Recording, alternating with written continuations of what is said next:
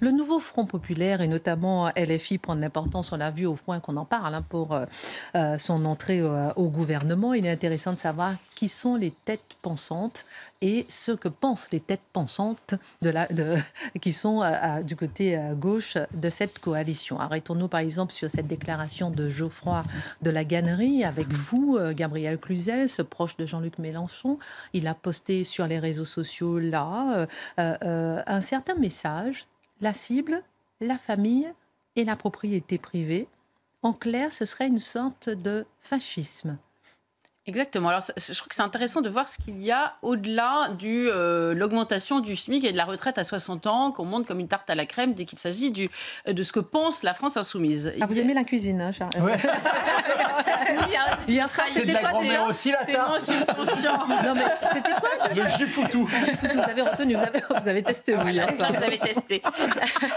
Alors, Geoffroy de La Gannerie est ce que l'on appelle un intellectuel d'extrême gauche. Donc, c'est un penseur, vous l'avez dit, de la France insoumise. C'est un normalien agrégé, docteur, expert en sciences sociales. Il est aussi prof dans l'enseignement supérieur. Il est très proche d'Assa Traoré, il appartient au comité d'Ama Traoré, il a coécrit avec elle Le combat d'Ama, et puis c'est un turiféraire, vraiment c'est un très grand admirateur de Jean-Luc Mélenchon, un soutien public depuis des années, et cette affection visiblement est réciproque. Et d'ailleurs Geoffroy de La Gannerie est apparu sur le meeting à Montreuil, je ne sais pas si vous vous souvenez de ce meeting à Montreuil, en soutien à Sabrina Ali Ben Ali, vous savez, la concurrente de Alexis Corbière qui a été mise de côté par Jean-Luc Mélenchon. Donc vraiment, il soutient ouvertement la France insoumise et donc il pense pour elle et son programme notamment. Alors il déteste évidemment Jordan Bardella et alors pour ceux qui s'intéressent à la sociologie des prénoms, par exemple comme Jérôme Fourquet, c'est toujours une curiosité amusante de voir un Geoffroy donner des leçons de classe populaire à un Jordan. Voilà. Bon. Alors il s'attaque donc à la famille. On en avait parlé une fois avec Charlotte Dornelas, mais ce n'est pas la première fois. Voilà, donc c'est pas la première fois. Et alors même avant la famille, il s'était fait tristement connaître par une attaque de la liberté d'expression. En septembre 2020, c'était sur France Inter, parce qu'il a vraiment son rond de serviette sur France Inter, il avait dit, je cite, « Il faut reproduire des censures dans l'espace public, au moins ça le mérite d'être clair, pour rétablir un espace où les opinions justes prennent le pouvoir sur les opinions injustes. » Alors voilà, reste à savoir qui va décider qui est juste, quelle opinion est juste et quelle opinion est injuste. Alors lui, sans doute, donc vous voyez, en matière de liberté d'expression, côté de lui, Robert Spierre, c'est un peu Laura Ingalls. Donc du reste, en 2014, il avait co-signé une tribune dans Libération pour demander le boycott d'un salon du livre dans lequel il y avait vraiment un grand fasciste, selon lui. C'était l'historien et sociologue Marcel Gauchet. Voilà. Donc on imagine qu'il avait des opinions injustes aux yeux de Geoffroy de La Gannerie. Donc voilà, ça en dit long quand même de ce que deviendra la liberté d'expression et la liberté d'opinion si la France insoumise arrive au pouvoir. Alors c'est pas pour autant qu'il n'a pas été réinvité. Vous savez, comment dire, le service public n'a visiblement pas de problème avec la promotion de la censure. Et là, en mars 2023, vous vous en souvenez, vous me dites que vous en avez peut-être parlé, non? C'est ce que Mathieu m'a dit. À l'occasion de la sortie de son livre 3, Une aspiration au dehors, chez Flammarion. Alors là, il a chargé la famille. C'était vraiment assez impressionnant. Alors, il a commencé par dire associer beaucoup la famille à la déperdition, à la tristesse, à l'ennui. Alors, pourquoi pas? Ça, c'est son opinion. Il y en a d'autres qui l'ont partagé avant lui. Mais il va pour lui plus loin. Pour lui, la famille est par essence conservatrice, égoïste, et fasciste, voilà, tout en subtilité, voilà. Tout en nuance. Il dénonce le familiarisme. Voilà, le familiarisme, c'est défini par Larousse comme la tendance à mettre en avant l'importance de la famille dans la société. Mais on va dire que pour le moment, c'est l'avis d'un écrivain engagé de gauche. Oui, pardon. Alors, pourquoi son récent post sur X est-il plus inquiétant que tout ce qu'il a pu dire jusque-là, selon vous? Bien parce que ce poste, alors qu'il a mis, ça m'a frappé, qu'il a mis vraiment à 2 jours des élections législatives, réclame une traduction politique de ses convictions. Je rappelle qu'il est un des penseurs de la France insoumise. Il s'est extrait d'un très long entretien qui a été publié sur la chaîne YouTube Nouvelle Pensée Critique au mois d'avril, mais il a choisi ce petit extrait. L'ensemble de l'entretien est très intéressant, notamment l'argutie pour montrer que Jean-Luc Mélenchon peut être un despote au sein de LFI, qu'il n'y a pas besoin de démocratie dans un parti. C'est très intéressant, mais c'est c'est un autre sujet. Là, c'est vraiment, il a choisi cet extrait pour le poster juste avant les législatives. Donc, ça semble vraiment être une partie de son programme. Il met comme commentaire au-dessus de ce post, c'est l'une des questions à affronter. Donc, c'est vraiment éminemment politique, c'est pas abstrait du tout.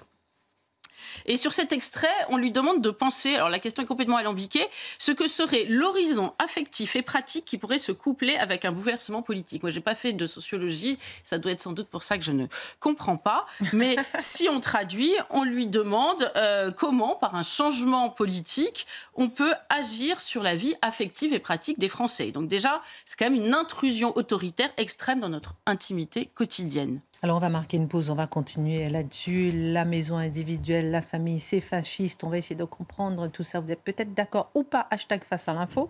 Dans un instant, je vais vous montrer, faire écouter une petite chanson sympa que j'ai. Peut-être que ça vous plaira. En tout cas, c'est pas du tout un clip de rap pour changer. Et je vais vous faire aussi. On va parler peut-être aussi dans un instant de ces messages reçus sur Instagram. Je ne sais pas si vous, autour de la table, vous avez reçu ces messages, comme quoi vous serez défiguré si vous êtes proche du RN. Il n'y a personne proche du RN ici, donc c'est pas vous. Mais en tout cas, on va en parler. On marque une pause, à tout de suite. Comment Geoffroy de la Gannerie explique-t-il que la famille et la maison individuelle est fasciste ? Alors, c'est très simple. Il cite alors Jean-Luc Mélenchon. Ça vous paraît pas évident, mais vous allez voir, c'est très simple. Pour expliquer qu'en Amérique latine, les grandes vagues de révolution n'ont pas fonctionné. Et vous savez pourquoi elles n'ont pas fonctionné ? C'est terrible. Parce que quand on aide les gens pauvres et pour en faire des classes moyennes, et ben, comme toutes les classes moyennes, vous allez comprendre pourquoi la gauche déteste les classes moyennes, elles deviennent conservatrices, attachées à des propriétés et donc de droite. Donc il explique que sans éducation, comprenez sans rééducation, eh bien les gens sont spontanément conservateurs et pas progressistes. Donc pour une révolution durable, il faut mettre à bas la structure familiale qui par essence est une structure d'autorité, d'appartenance, de patriarcat, de transmission. Donc la famille c'est fasciste et il le redit. Alors moi je trouve d'ailleurs ce serait intéressant de savoir ce que pense l'électorat de prédilection de la France insoumise qui est l'immigration de cette définition de la famille, de cette charge contre la famille. Mais ça, on ne leur a pas posé la question. Et la maison individuelle ? Alors, la maison individuelle, c'est autre chose. Il explique que c'est une idéologie. Oui, mais comment vous avez de l'idéologie avec la maison individuelle ? Moi, je croyais que c'était de la maçonnerie. Bah non, c'est l'idéologie. Alors, pour l'expliquer, il en appelle au man de Bourdieu. Vous voyez, alors, c'est très simple. Avoir son propre foyer, c'est s'endetter pour 20 ans. Et ça, s'endetter pour 20 ans, c'est réactionnaire et c'est mal. Parce que quand vous endettez, vous faites moins la grève. Vous êtes moins révolté. Vous avez des prêts à rembourser. Donc, vous êtes plus docile. Vous avez un foyer, une maison à défendre, c'est affreux.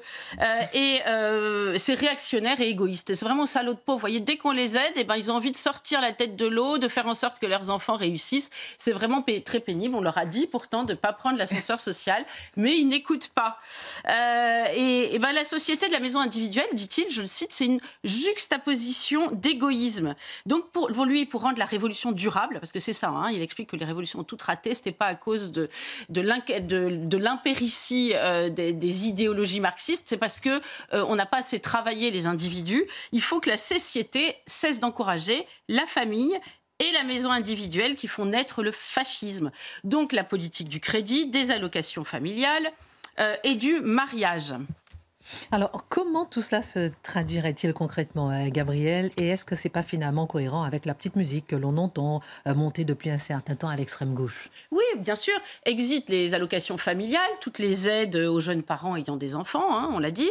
Et en tout cas, il faut à minima des allocations familiales très dégressives. Mais ça, Yves Cochet, vous savez, l'écolo Yves Cochet, il en parle depuis 2009. Il l'avait dit en 2009 dans Le Monde, il l'a répété en 2019, je crois, dans l'Obs. Alors bientôt, il y aura aussi, comme en Chine, des allocations familiales négatives, tant qu'on y est. Parce que les enfants, en plus d'être fascistes, ils polluent. Donc c'est très pénible. Donc plus d'encouragement d'aucune sorte à acheter un pavillon. Ça tombe sous le sens. Donc les propriétaires doivent être dissuadés, on imagine, par une fiscalité punitive.